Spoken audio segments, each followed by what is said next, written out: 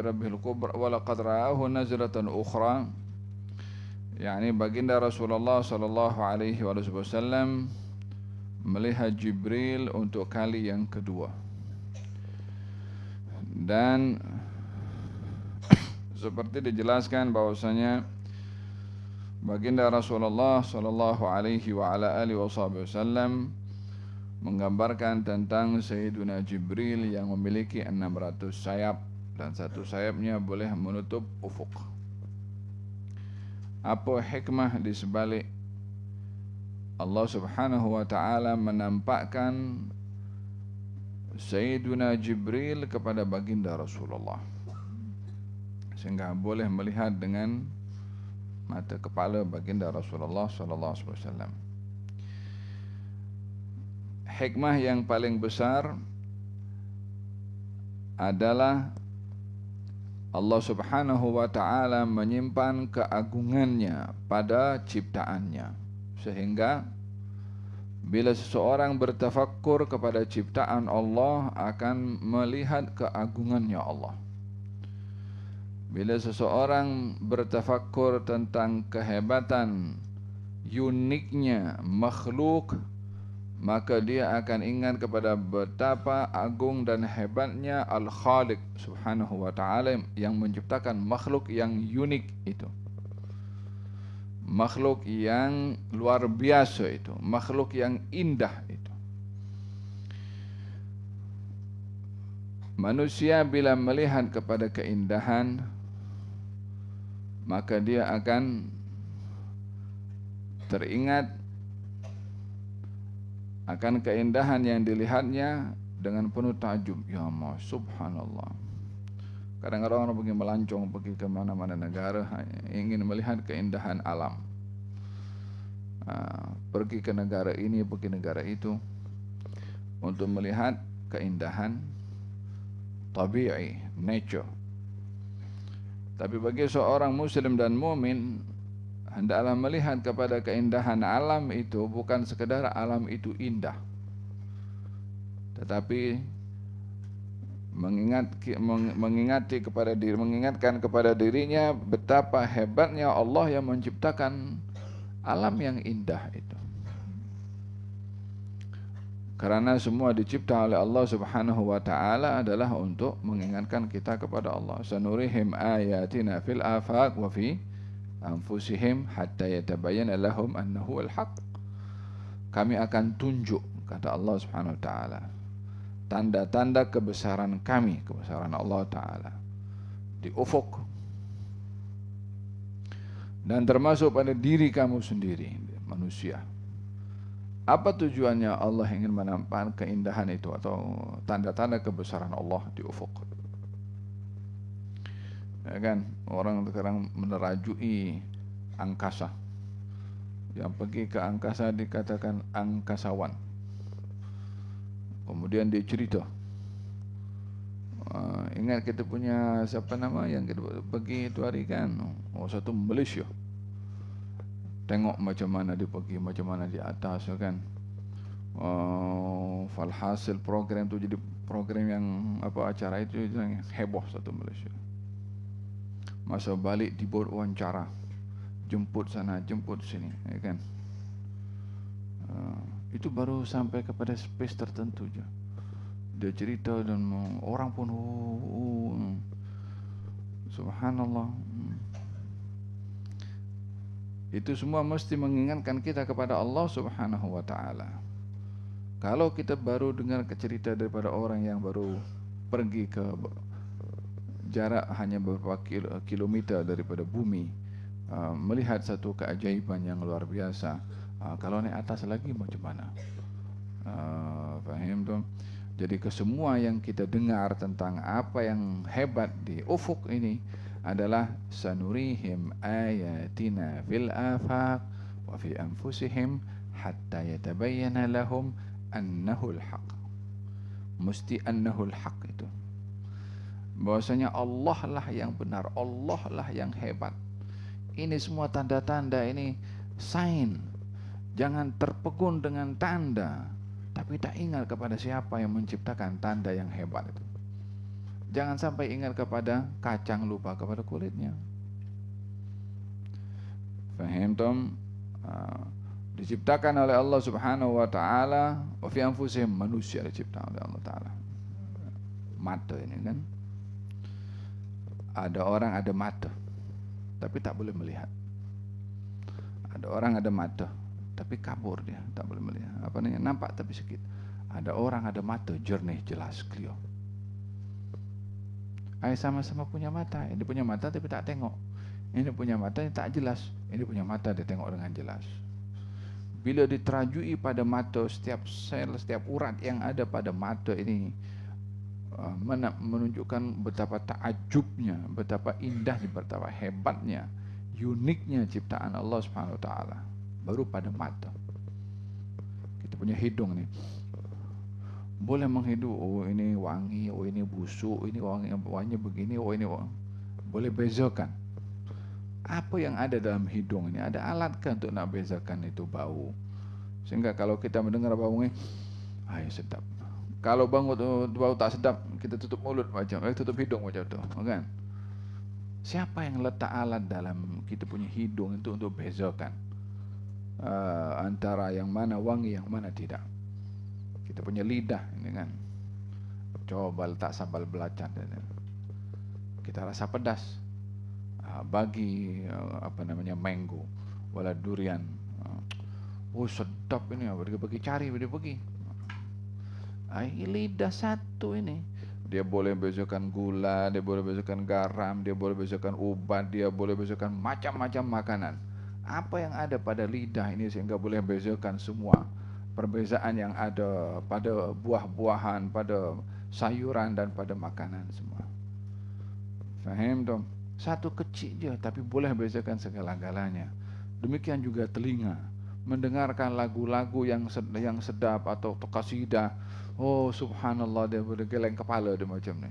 Karena lagu yang tak jelas itu apa semua, aib bikin pekat telinga dia. Apa yang bezakan telinga itu sampai kalau dengar ini boleh seronok, ini boleh tak seronok. Sama juga dengan sentuhan tangan, mana halus, mana kasar, mana lembut. Kaki pun, wal subhanallah.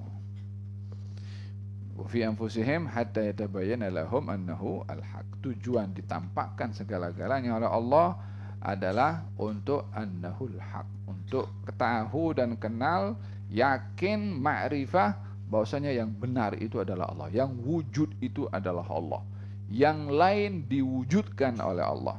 Tidak ada sesuatu yang indah kecuali yang mengindahkan Allah. Tidak ada sesuatu itu wujud dengan bentuk keunikan kecuali yang menciptakannya dengan unik adalah Allah Subhanahu wa taala. Jadi semua yang dicipta oleh Allah adalah untuk menunjukkan keagungan dan kehebatan Allah Subhanahu wa taala. Demikian juga ketika baginda Rasulullah melihat Jibril. Katanya sayapnya itu sampai 600. Satu sayap sudah menutup ufuk.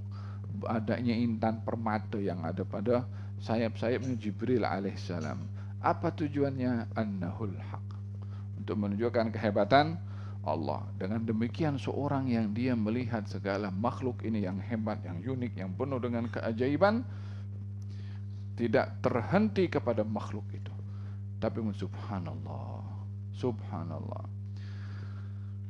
Walihada inna fi khalqis samawati wal ardi wa ikhtilafil laili wan nahari la ayatin liulil albab alladzina yadhkuruna Allaha qiyaman wa qu'udan wa 'ala junubihim wa yatafakkaruna fi khalqis samawati wal ard rabbana ma khalaqta hadza batilan subhanak.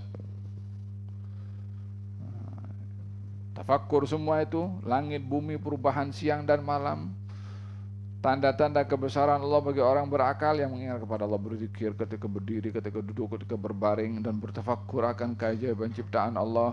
Bila melihat keajaiban ciptaan Allah, mengatakan subhanak. Faham tuh? Biasakan kita kalau tengok sesuatu yang menakjubkan, subhanallah.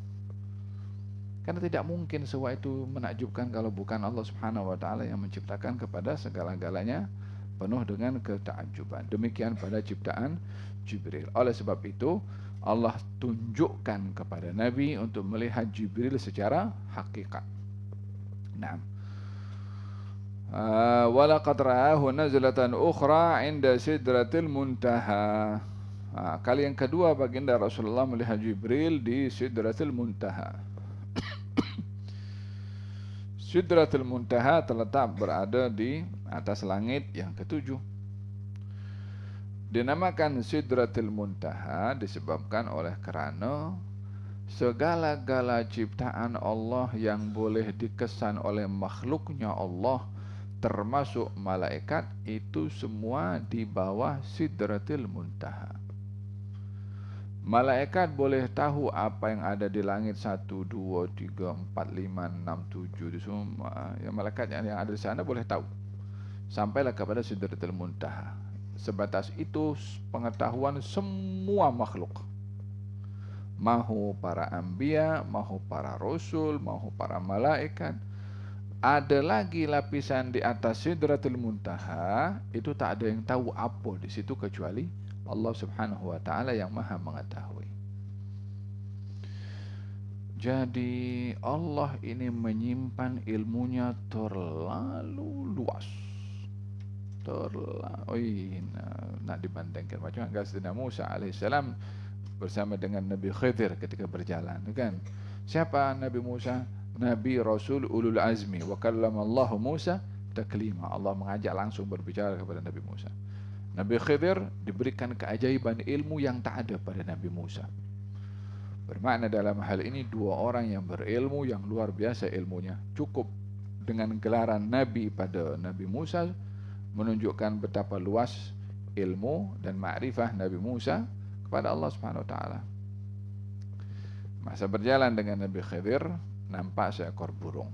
Seekor burung itu ambil air daripada lautan tuh.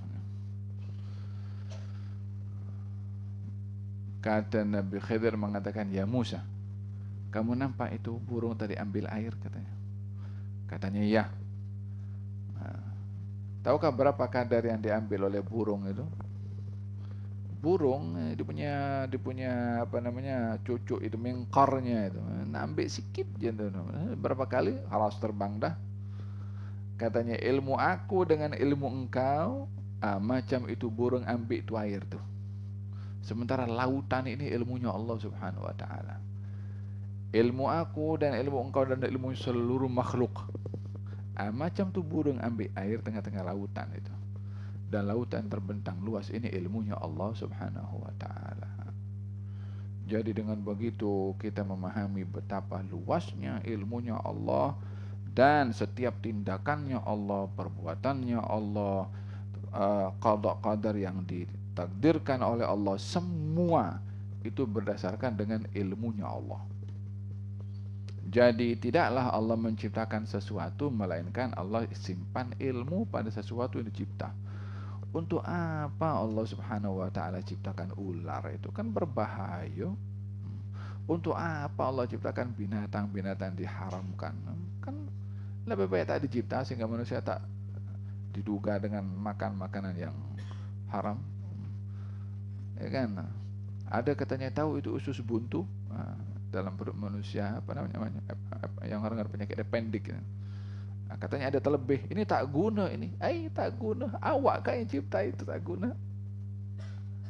Mana boleh Allah cipta sesuatu dalam tubuh badan manusia ini tak perlu. Setiap inci, setiap senti, setiap mili daripada ciptaan Allah Subhanahu wa ta'ala ada hikmahnya. Karena dalam menciptakannya adalah dengan ilmunya Allah yang begitu luas Subhanahu wa ta'ala. Jadi Sidratul Muntaha ini adalah satu tempat yang dikatakan Sidratul Muntaha, itu nisbah kepada pokok.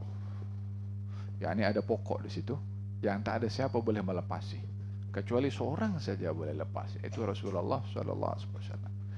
Jibril tak boleh lepas kawasan itu. Sehingga ilmu semua Jibril, Mikail, Israfil, Malakal Maut, Malik wa Ridwan, Munkar wa Nakir, Raqib wa Atid, dan semua Al-Kurubiyun wal malaikat yang tawaf dekat Baitul Ma'mur, semua malaikat yang ada di atas yang jumlahnya tak terkira itu, ilmunya hanya sampai di bawah Sidratul Muntaha. Ilmunya Rasulullah melepasi daripada Sidratul Muntaha, atas lagi. Yang tak boleh Jibril lalu, Nabi boleh lalu. Yang tak boleh Jibril nampak, Rasulullah boleh nampak. Hanya seorang saja boleh sampai kawasan itu, yaitu junjungan Nabi besar Muhammad sallallahu alaihi wasallam. Ketika dalam peristiwa Isra dan Mi'raj, sampailah ke kawasan itu, kata Jibril, taqaddam, maju engkau. Anta law taqaddamta ikhtarakta wa law taqaddamtu ihtaraktu. Afi hadzal mawtin yatrukul khalilu khalilah. Kata baginda Rasulullah mengatakan kepada Jibril, hai Jibril, takkanlah kau nak tinggalkan aku seorang-seorang nak pergi sana daripada Masjidil Haram sampailah ke Sidratul Muntaha, engkau temankan aku sampai di sini, engkau nak tinggalkan aku ke? Kata Jibril, kullun minna lahu maqamun ma'lum.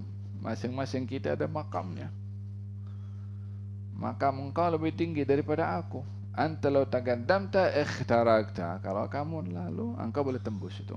Engkau ma'dzun, engkau mendapat izin. Selain daripada engkau tak dapat izin. Hatta dirinya sendiri Sayyidina Jibril tidak mendapat izin untuk melepasi kawasan itu. Hanya seorang saja boleh lepas. Sallallahu alaihi wa ala alihi wa sahbihi wasallam. Yang itu menggambarkan betapa luasnya ilmunya Rasulullah sallallahu alaihi wa ala alihi wasallam. Walihada sampai dikatakan bahwasanya ilmu daripada seluruh para anbiya bila dibandingkan dengan ilmunya Rasulullah sallallahu alaihi wasallam, maka ilmu Rasulullah jauh lebih luas daripada ilmu seluruh para anbiya. Fahimtum? Ilmu yang dimaksudkan di sini adalah ma'rifah seseorang kepada Allah Subhanahu wa taala. Sidratul Muntaha nama kepada sebuah pokok yang di situ adalah merupakan tempat yang tidak boleh ditembusi oleh mana-mana makhluk, termasuk para malaikat. Sampai kawasan situ sahaja. Selebihnya adalah tempat yang hanya dikhaskan oleh Allah Subhanahu wa taala, pengetahuannya untuk Allah dan keizinan yang Allah berikan kepada baginda Rasulullah sallallahu alaihi wasallam. Indaha jannatul ma'wa. Pada langit yang ketujuh di Sidratul Muntaha itu jannatul ma'wa, ada syurga yang namanya syurga ma'wa. Syurga ada macam-macam, ada namanya Darussalam, ada namanya Jannatu Aden, ada namanya Darul Muqamah, ada namanya Jannatul Naim. Yang tertinggi sekali daripada syurga adalah Jannatul Firdaus. Oleh sebab yang demikian kata baginda Rasulullah sallallahu alaihi wasallam, sallallahu al-firdausil a'la. Kalau kamu minta syurga Firdaus. Minta syurga Firdaus, minta yang tertinggi. Supaya dapat tempat yang tertinggi. Kata orang kalau tak terlepas pun dapat yang tertinggi, dapat yang bawah sikit pun jadilah. Yang penting masuk syurga. Ya Rabbi ya Rabbi ya insyaallah. Madhum insyaallah ya Rabbana ya adkhalana Allah wa iyyakum al-jannah insyaallah.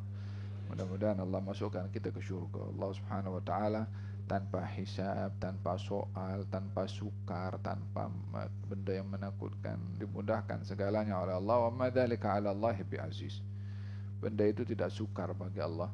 Syurga dia punya, padang mahsyar dia punya, ya kan, sirat dia punya, timbangan pun dia punya, dia boleh buat apa saja. Kita pun juga dia punya. Wahai yang mempunyai segala-galanya, masukkanlah kami ke surga engkau tanpa dipersulit. Ya Rabbal Alamin, Allahumma ja'alna min abidikal ihsan, la min abidikal imtihan. Naam.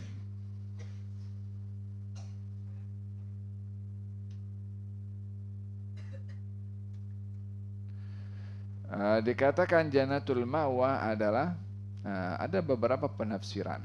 Yang pertama, Jannatul Ma'wa ini katanya syurga yang menjadi tempat persinggahan Nabi Adam dengan Siti Hawa sebelum diturunkan ke bumi. Maka ditempatkan di syurga, namanya syurga Ma'wa. Ada yang mengatakan kalau surga ma'wa ini adalah jannatul ma'wa adalah surga untuk menempatkan arwah para asyuhada. Arwah para asyuhada. Atau surga ma'wa ini adalah tempat disimpannya arwah orang-orang yang beriman kepada Allah Subhanahu wa taala sebelum kemudian masuk surga yang disediakan oleh Allah Subhanahu wa taala setelah berlakunya hari kiamat nanti. Maka di tempat inilah ditempatkan arwah para syuhada dan orang-orang yang beriman. Namanya Jannatul Ma'wa. Ma'wa maksudnya menempati. Surga diberi nama Jannah. Daripada jannah itu tersembunyi. Dinamakan surga itu dengan jannah yang secara bahasanya tersembunyi disebabkan oleh karena keindahannya tersembunyi.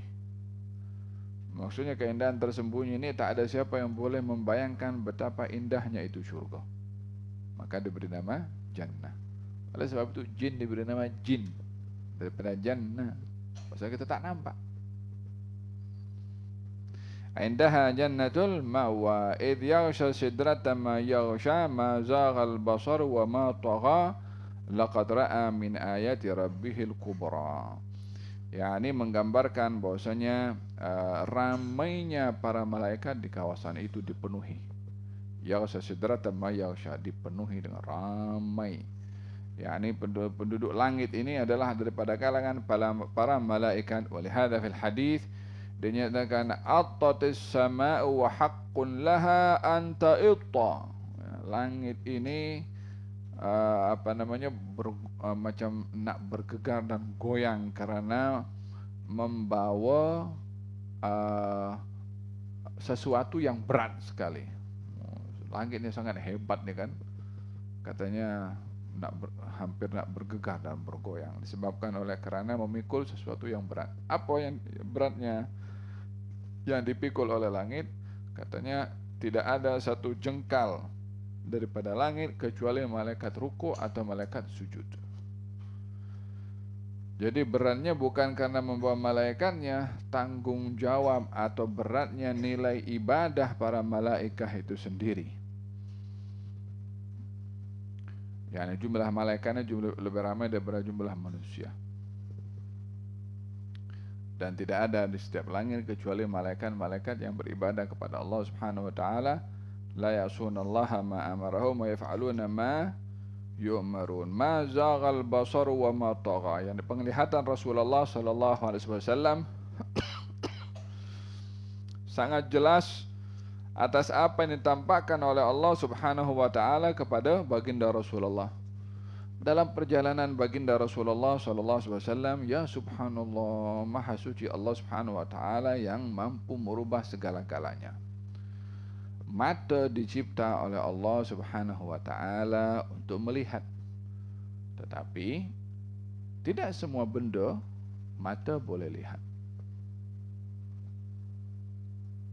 Ada kalanya memerlukan kepada alat-alat tertentu untuk melihat. Faham tom?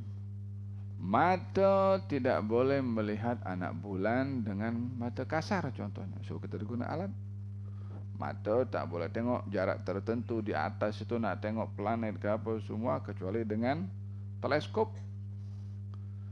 Jadi mata walaupun boleh melihat tetapi dia terhad. Dia kadang-kadang perlu alat untuk melihat. Apa sebab? Sebab keterbatasan mata dalam melihat.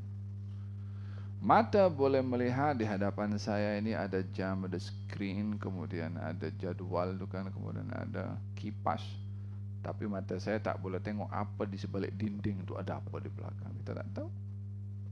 Mata boleh lihat tapi tak boleh melepasi batasan-batasan tertentu.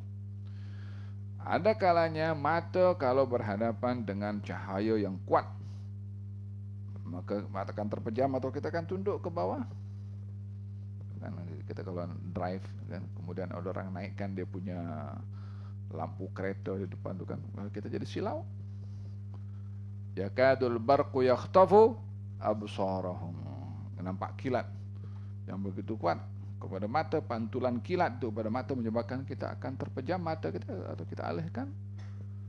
So dia boleh melihat, tapi dalam setengah keadaan dia bertentangan dengan cahaya yang dia tak mampu untuk berhadapan dengan cahaya tersebut.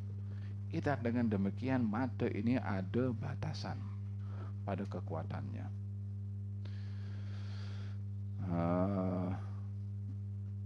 Jin itu ada. Mata boleh tengok, tak boleh tengok. Tapi jin itu ada. Jadi mata terhad.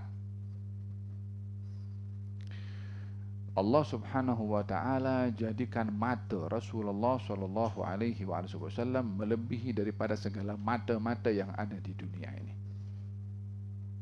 Dibuka kekuatan mata baginda Rasulullah untuk melihat apa saja yang dapat dikesan oleh mata baginda Rasulullah, baik daripada alam hissi, alam dunia, atau alam barzakh, atau alam akhirat. Macam mana dia boleh nampak dia dengan mata beliau sallallahu alaihi wasallam yang mulia? Naam, bukankah dikatakan bahwasanya dalam peristiwa Isra dan Mi'raj baginda Rasulullah sallallahu alaihi wasallam diperlihatkan oleh Jibril kepada Burak. Tak semua orang boleh nampak Burak.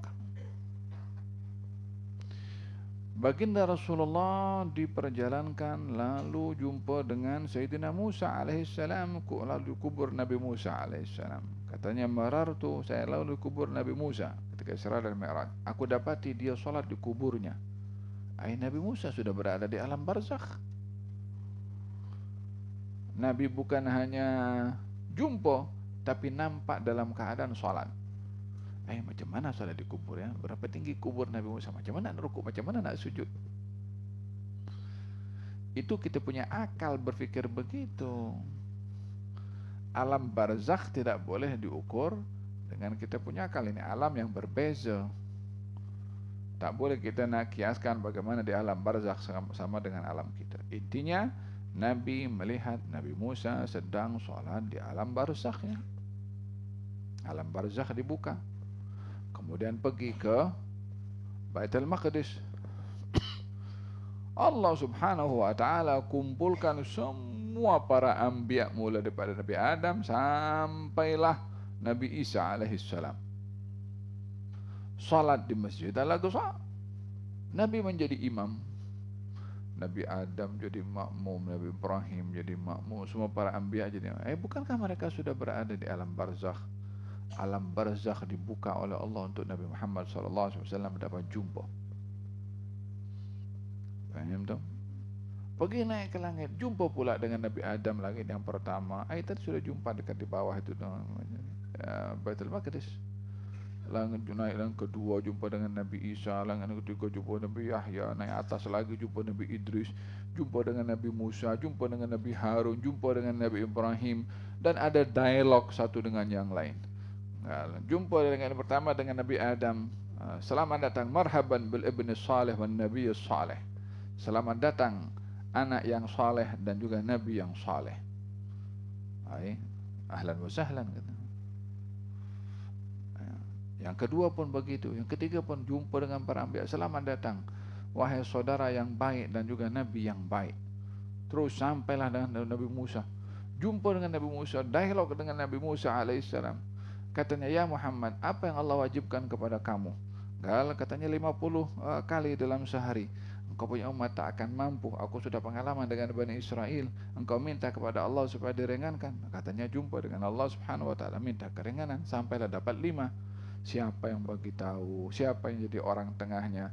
Nabi Musa. Nabi Musa waktu itu sudah meninggal atau masih hidup? Sudah meninggal.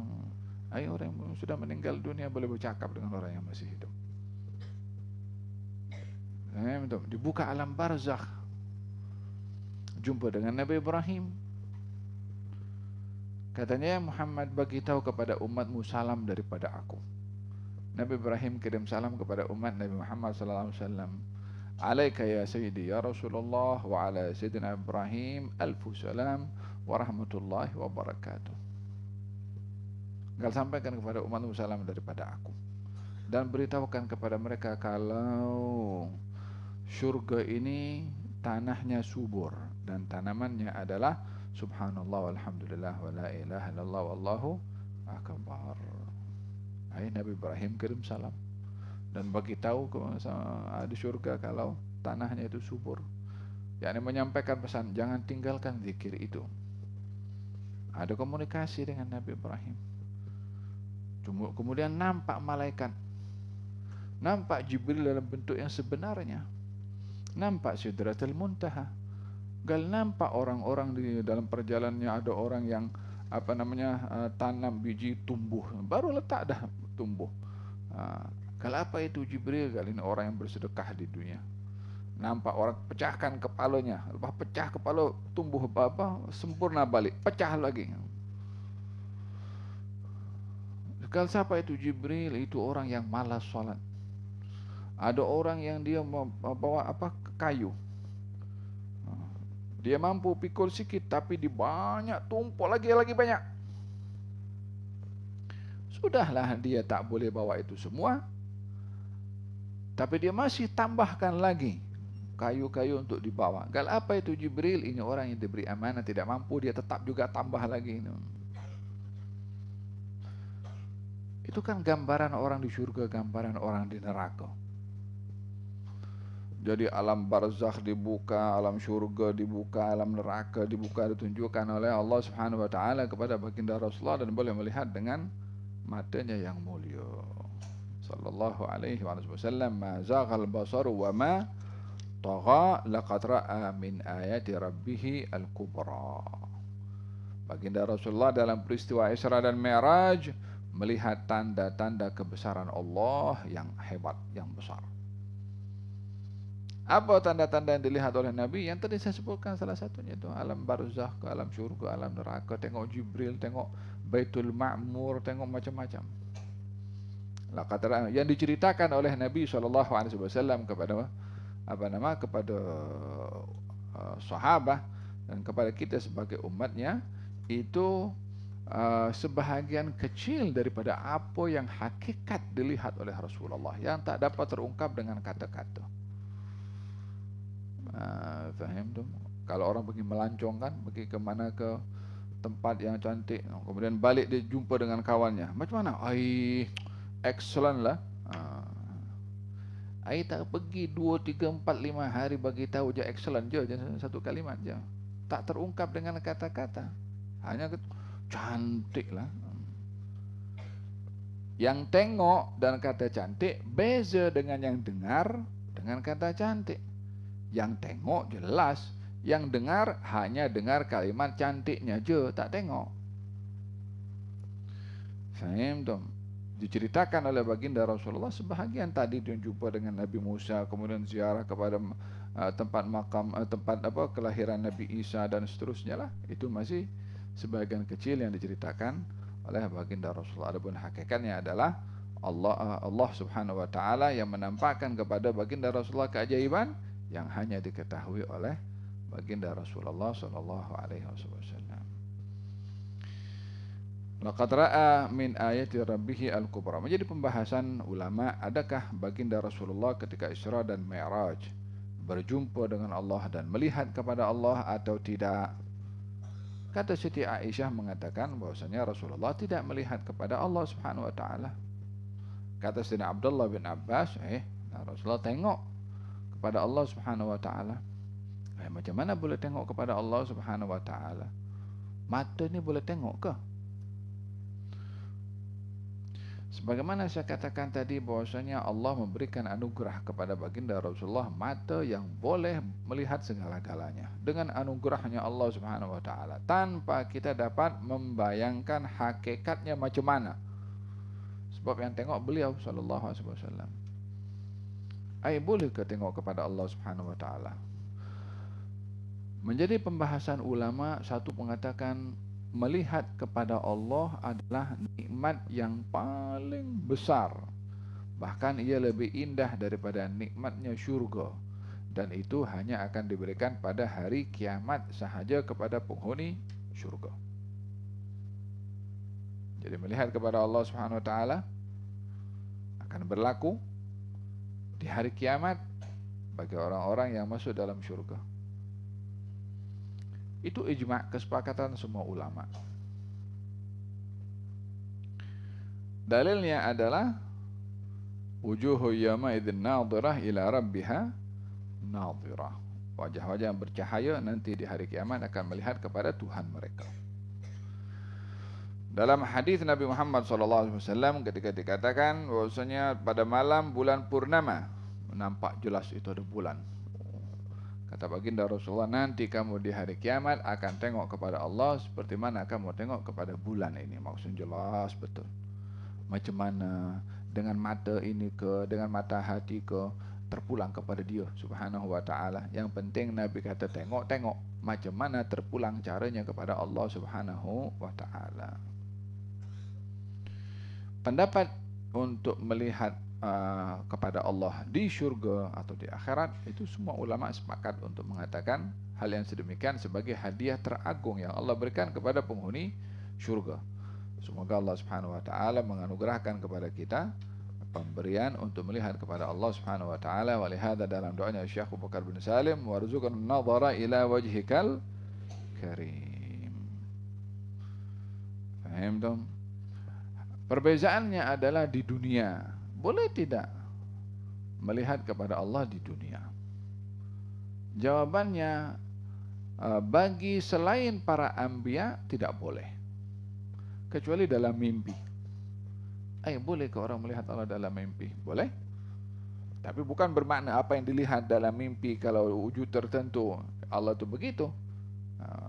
Tapi apa yang terjadi antara dia dengan Allah melalui mimpinya, boleh jadi. Imam Ahmad bin Hanbal pernah bercerita kalau dia mimpi Allah Subhanahu wa taala dan ada macam dialog dengan Allah Subhanahu wa taala. Adapun para anbiya, ulama dalam hal ini ada dua pandangan. Satu berpegang kepada pendapat Siti Aisyah, mengatakan tidak mungkin, tidak boleh, karena melihat kepada Allah hanya dikhaskan nanti di hari kiamat sahaja. Kata Sayyidina Abdullah bin Abbas, boleh untuk Rasulullah SAW sahaja. Bukankah di dalam Al-Quranul Karim dikatakan la tudrikuhul absar wa huwa yudrikul absar. Allah tidak boleh dikesan oleh mata, tetapi Allah boleh mengetahui apa maksud daripada pandangan mata. Dalam Al-Quranul Karim ada diceritakan bahwasanya Nabi Musa pernah mengatakan kepada Allah, arini anzur ilaik. Wahai Allah, biarkan saya tengok kepada engkau, izinkan saya tengok kepada engkau. Katanya, innaka lan tarani. Wahai Musa, engkau tak akan mungkin tengok pada aku.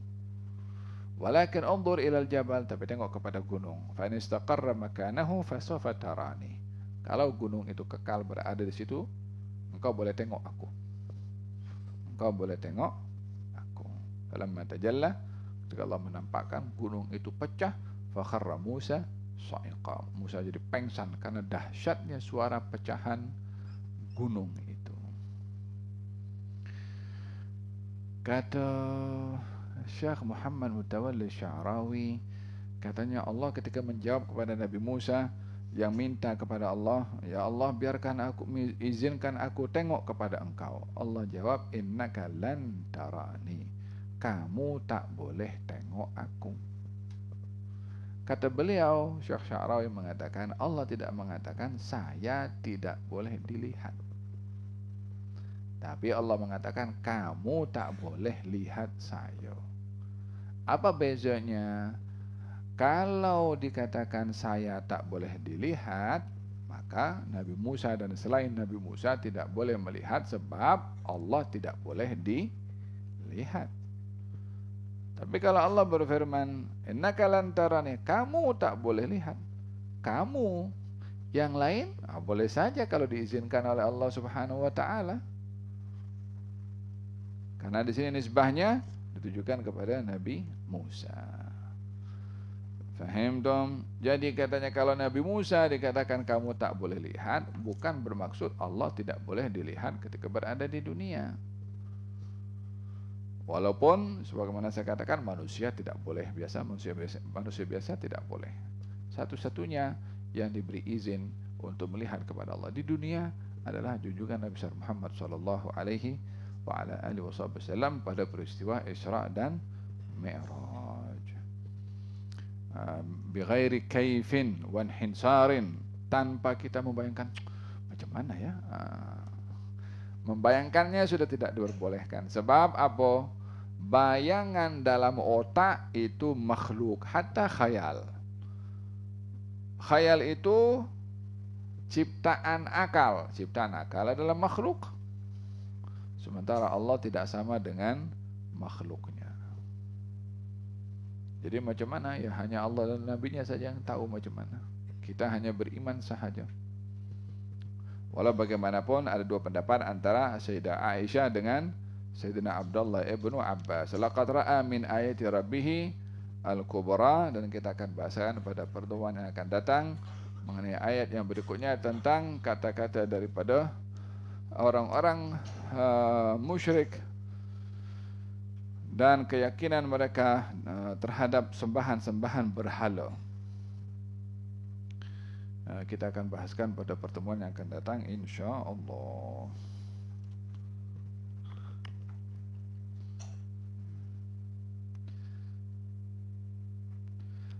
Apakah pendapat mengenai usaha manusia untuk mendiami planet Mars? Adakah itu sesuatu yang dibolehkan mengikuti Islam? Terima kasih.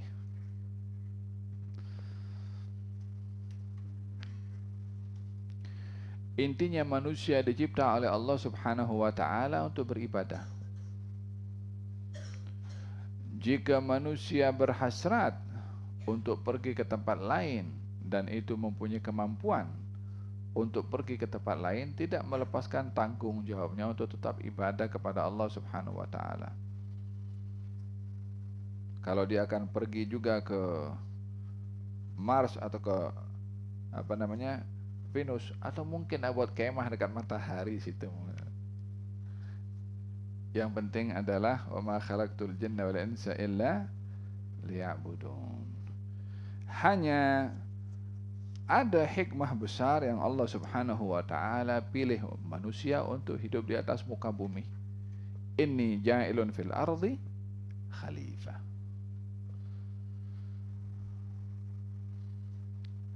Kalau matlamat yang utama, manusia dicipta oleh Allah Subhanahu wa taala di atas muka bumi, fil ardi khalifah. Maka manusia hanya boleh hidup di atas muka bumi. Allahu alam tidak mau mendahului adakah mungkin orang akan hidup di planet selain daripada bumi atau tidak. Intinya manusia dicipta oleh Allah di atas muka bumi untuk menjalankan tugas Allah di bumi. Di tempat lain Allahu alam mungkin tidak akan mampu untuk hidup di tempat lain. Sebab Allah berfirman, inni ja'ilun fil ardi khalifah, di atas muka bumi. Jadi jangan daftar untuk nak pergi ke Mars, untuk hidup di sana, jangan register. Bumi sudah cantik, alhamdulillah, untuk apa pergi ke sana? Itu semua untuk dijadikan sebagai subhanallah, ya ma'syaral jinni wal insi in istata'tum an tanfudhu min aqtaris samawati wal ardi fanfudhu la tanfudhuna illa sultan. Untuk menerokai ufuk dan alam semesta ini, untuk tafakkur tentang keajaiban ciptaan Allah Subhanahu wa taala. Nak pergi ke Mars untuk bertafakkur, melihat keajaiban ciptaan Allah Subhanahu wa taala, bila diberi kemampuan, fanfudhu la tanfudhuna illa bisultan. Untuk diam, bumi adalah tempat untuk manusia. Apakah tindakan yang perlu dilakukan sebagai muslim bila melihat agama Islam dihina? Perlu bertindak atau diam sahaja? uh, Ghairah kepada agama ketika dihina mesti melahirkan sikap dan tindakan. uh, Kalau tidak tergerak dan tergores agama kita dihina, maka ada tak sempurna pada imannya kalau tak ada gairah kepada iman, kepada agama yang diyakini sebagai agama Allah Subhanahu wa taala. Bukankah jihad itu disyariatkan untuk membela agama? Bukankah dakwah itu adalah untuk menerangkan kekeliruan orang tentang agama? Membela agama adalah satu kewajiban. Nah, cuma cara di dalam kita membela agama itu yang perlu untuk dipilih cara apa.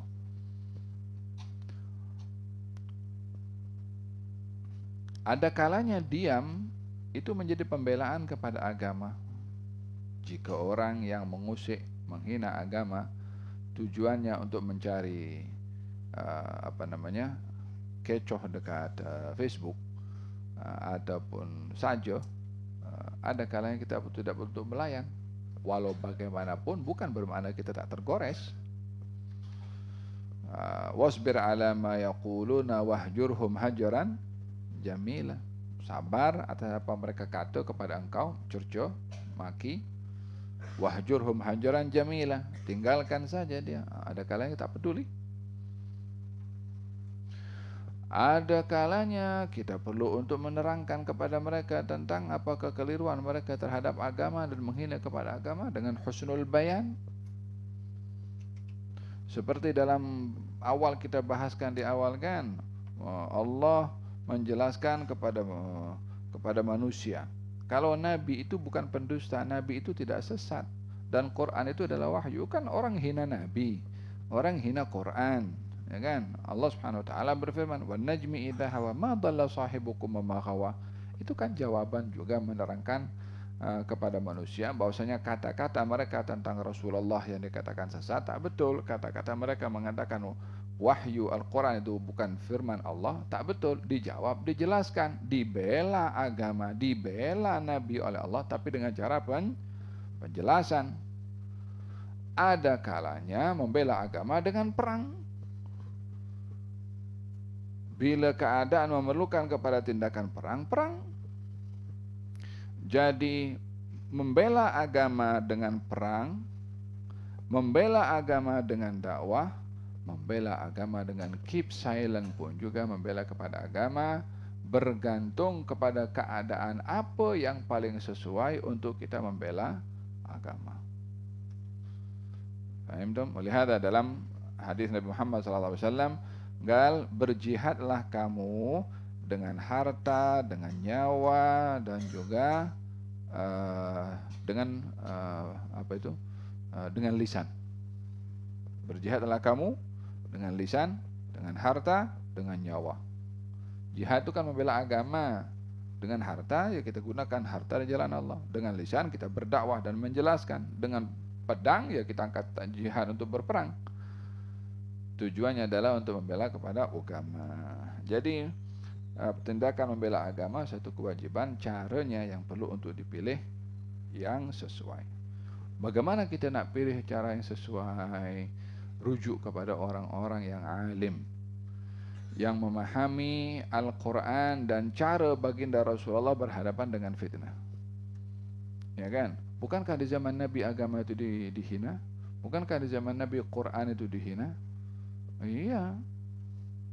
Nah, bagaimana Nabi menyikapinya? Ya, di situ kita belajar. Ada pihak yang mengatakan Allah berada di atas arasy.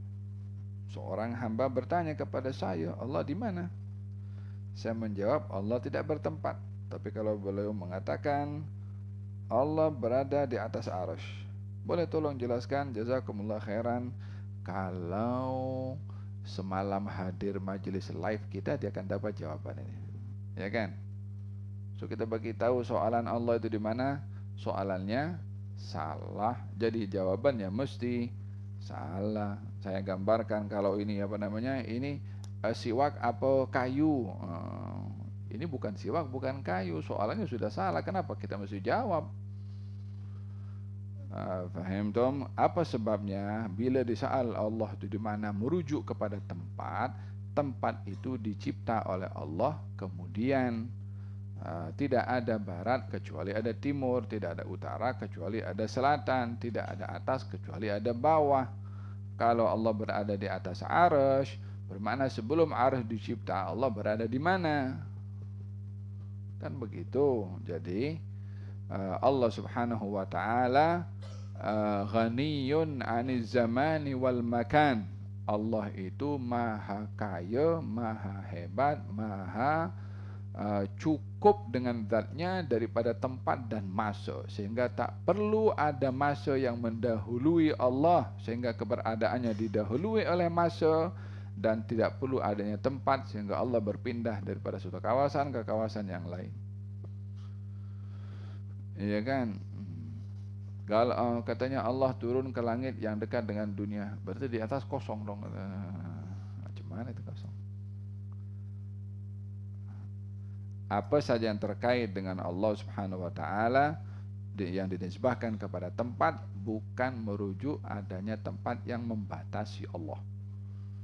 Allah Subhanahu wa taala laisa kamitslihi syai'un wa huwas samiul basir. Jadi bagaimana kita nak jawab? Kita menjawab bahwasanya Allah Subhanahu wa taala tidak memerlukan tempat dan zaman, karena tempat dan zaman makhluknya Allah. Allah tak perlu kepada makhluk. Assalamualaikum warahmatullahi wabarakatuh. Saya ada satu soalan, boleh? Bagaimana kita nak menjaga mata, telinga dan mulut pada saat-saat kita berpuasa? Risau hilang pahala puasa. Biasanya saat kita ke bazar Ramadan, susah nak jaga, pasti tertengok. Asbab muamalat dan lain-lain. Risau hilang pahala puasanya. Pakai Grab saja dihantar balik pergi ke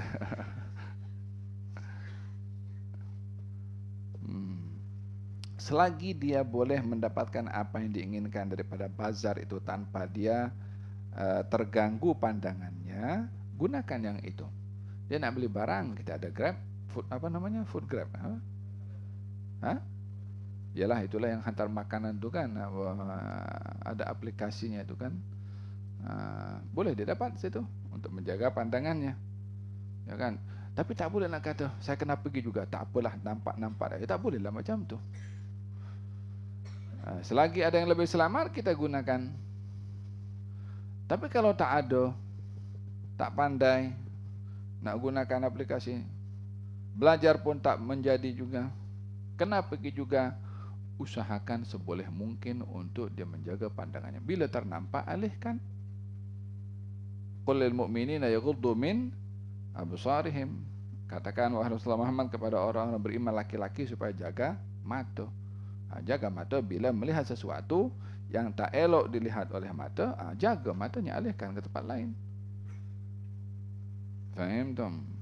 So jadi imma dia gunakan cara tanpa dia tergelincir buat dosa dengan matanya, yaitu dengan dihantarkan dengan Grab atau yang lainnya, atau kalau mesti pergi juga kena jaga mata.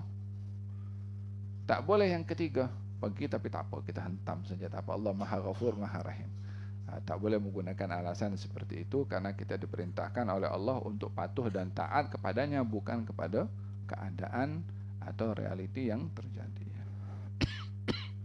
Mudah-mudahan yang bertanya dan yang menjawab serta kita semua digolongkan oleh Allah dalam golongan orang-orang yang menjaga mata, menjaga telinga, menjaga lisan. Amin. Allahumma amin. Wa sallallahu alaihi wasallam Muhammadin wa ala alihi wasallam. Alhamdulillahi rabbil alamin. Mohon maaf atas kelewatan. Bismillahirrahmanirrahim.